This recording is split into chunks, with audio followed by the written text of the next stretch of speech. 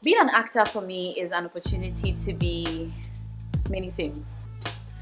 And I say, good morning. She's hardworking. My first request is here. She's very caring. In all that I do, I just try to be me. My name is Nashako.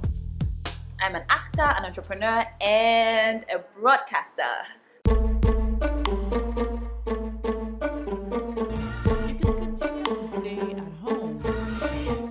I was always eager to talk in the microphone. Every time journalists came around to do Vox Pops, I was the first person to volunteer. I remember TV Africa coming by a few times, and I was always in front of the camera, and I soon became their on-campus representative. I was always rounding people up for their Vox Pops, and that's how it started for me.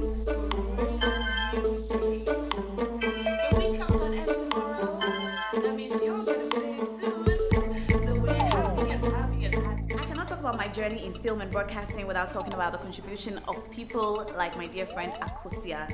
Akosia has been there from day one. From the very first day I stood in front of a camera, Akosia was there with me and she's always had my back. My name is Akosia Kwafu Ochiwi. I've known her since 2006. So for the past 15 years, we are still friends. She still relates with all of us on the same level as friends, and she doesn't feel superior because of her status. I called my baby 100 times today.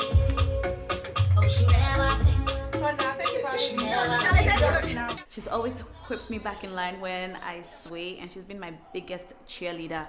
I think everybody needs a friend like Akosia to always have their back and to always be brutally honest with them when no one else would. I would say I was concerned for her because we all knew the entertainment industry was very challenging and different. So I worried for her initially when she started out.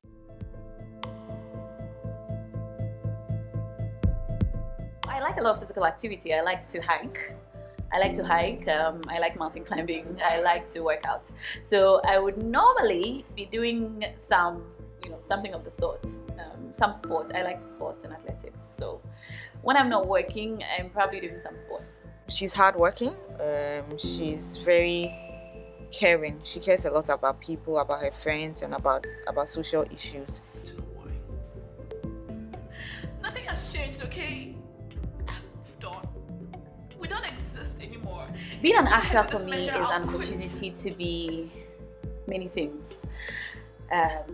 On some days, I'm a great, wonderful woman. On some days, I'm an angry woman. On some days, I am the woman that brings light and laughter into homes. She's also very passionate about her work. I see her to be very focused and dedicated. So the passion comes from that side of her, and she applies herself diligently to everything that she sets her mind to do.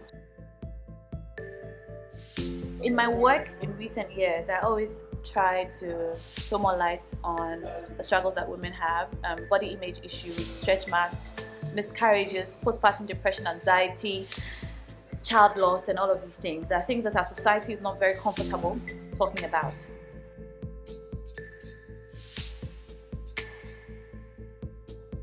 But in all that I do, I just try to be me. I put up photos without makeup. I share my regular day, what I'm doing, with people who follow me. And every time any young girl comes to me and says, "No, I want to be like you," I tell them, "You don't know me. What you see on social media is just some of what I share with you.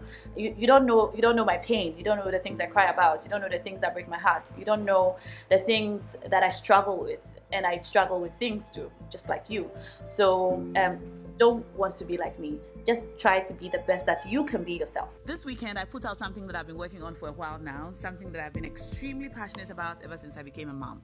So I have two kids. I have a 3 almost 4-year-old, and I have a 1 almost 2-year-old. At the core of everything she does is that she genuinely and deeply cares about people. If she has 10 things and then you need all 10, she doesn't mind giving it to you. I think that's what drives her. She genuinely cares about people and sometimes gives herself more to help others even at her own expense. There's no place like the Ghana School of Law, which I'll be entering soon. So just no matter how talented you are, no matter how fantastic you think you're doing, try to serve. If you serve people with your craft, they will see that they need you, and in service you find credibility. In service you find all the support that you need. If you try to just, look at me, I'm pretty, oh, check me out, that will fade over time. Maths, mathematics, technology, art, to write a paper that has 30 questions. Social media has given everybody a voice and a platform, and I think that's amazing. But also it's giving, I think, people this voice and platform. Giving people this voice and platform has become like their only source of, the only place they can go to talk, even about their very private life in their lowest moments. And once you put something on social media, you can never take it back. The internet never forgets. And so while it's giving all of us a voice and it's giving all of us the opportunity to be all that we can be, it's also become a place where people go to regret because they do things and then they can't take it back. So I'm happy that I grew up without it. I'm happy that when I was sad as a child, I could talk to my mother instead of go live and say, look what's happening to me. Because my mother would advise me. But people on social media can be very mean and very, terrible. And that breaks young people. And then some people never come back from there. So I'm happy I didn't have that as a child. And I pray for our children.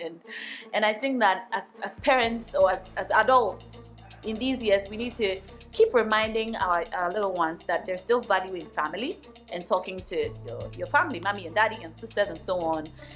And not going to social media with everything.